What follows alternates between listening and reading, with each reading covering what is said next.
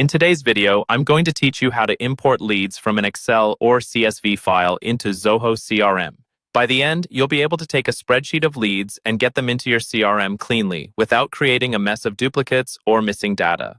First, start inside Zoho CRM and head over to the Leads module. This is where all your lead records will live. Once you're in the Leads view, look for the More icon, which usually appears as 3 vertical dots near the top right.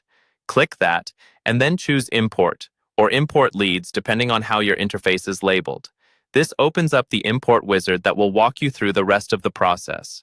Next, you'll upload your file. Make sure you've already prepared your Excel or CSV file with clear column headers like first name, last name, email, and so on.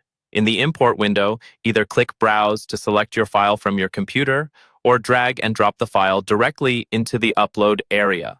Once the file is attached, click Next to move forward.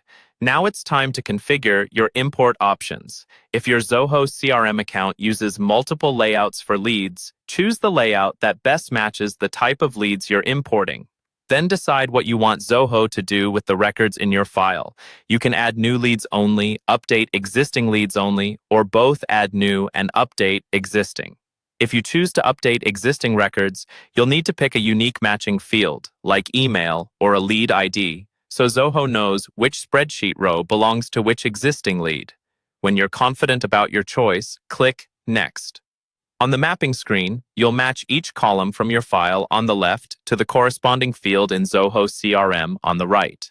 Go through each one carefully to avoid data ending up in the wrong place. If you notice a column in your file that doesn't have a suitable field in Zoho, you can create a new custom field on the spot and map it. After reviewing all the mappings, click Next again. Finally, set the last few details. Choose an owner for the leads, which could be yourself or a specific user.